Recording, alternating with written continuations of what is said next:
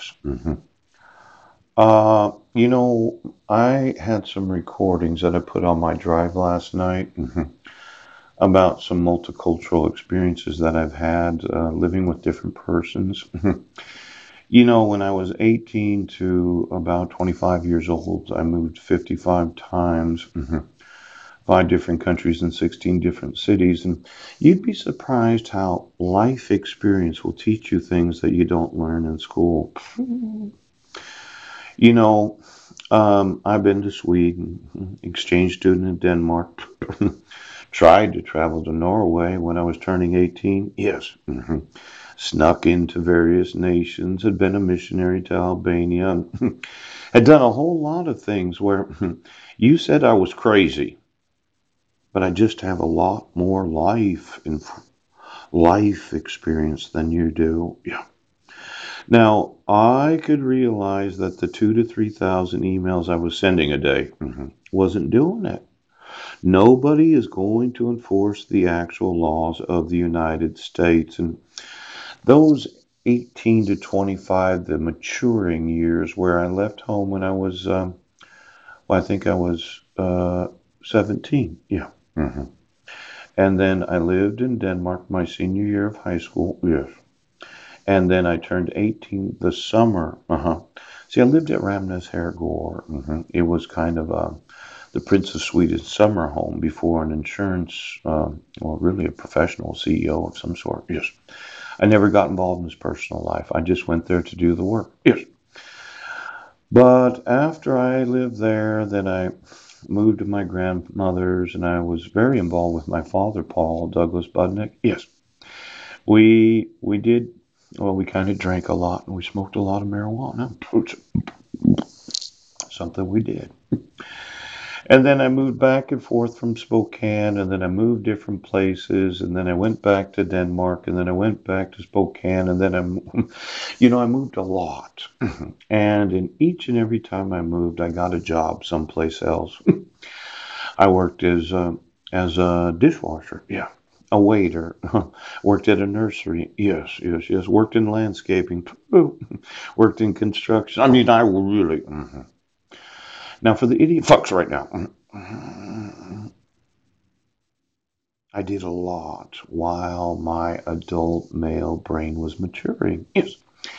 Did not have any negative experiences with law enforcement. Yep. Never got arrested. Poop. Stopped drinking when I was about 22 years old. Yes.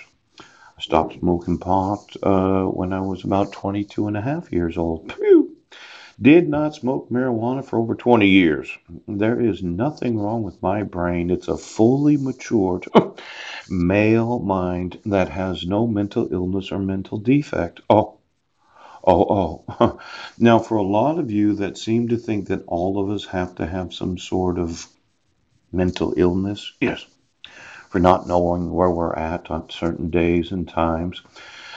When you're clean, sober, a professional as a financial consultant, and going through various issues in life, that time from the age of about 22 until I was 40 years old and my wife abducted my sons. I got out of jail the day before my 41st birthday. It was July 12th of 2011. Birthday's on July 13th of 2011. And I spent 20 years going to a Bible college. Yes. Being a stockbroker and a financial consultant. And you wanted to say that I was mentally ill, mentally defective. Now my sons are going to have to live with your judgments for the rest of their lives. See, I can make one small improvement. I can just spend an hour to an hour and a half a day thinking about lawsuits that I can sue you. I had no criminal record my whole life. I never had a problem with the police. I was and am not a criminal. Poop. Now, for those that wanted to make it look like I was, yeah, I'm not. Now, just looking at this, yes, there seems to be this whole issue of those that are employees, yeah, employees of governments, yeah, Employees that are under collective bargaining agreements. Yes. Employees that see, they don't actually enforce the National Crime Prevention and Privacy Compact or the Crime Identification Technology Act. Yes. They don't enforce the National Child Protection Act or the Volunteers for Children Act amended the NCPA. Yeah. They do not enforce the laws because right now they just can't have a lawsuit. Now, I would consider them professional employees. Yeah. Representation, submission of dispute to division of conciliation. Yeah. When I went looking for attorneys that might represent me, I just happened upon what I think is called the Browns Act. It is.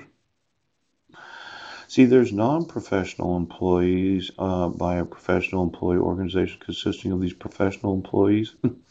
Could you get me the California State Mediation and Conciliation Service? Yes.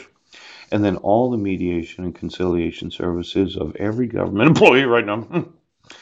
You know, it doesn't look like you wanted to go through mediation. You wanted the lawsuit. And when I look at these professional employees, they're individuals that require specialized knowledge and skills attained through the completion of recognized course of instructions, including but not limited to attorneys. Yeah.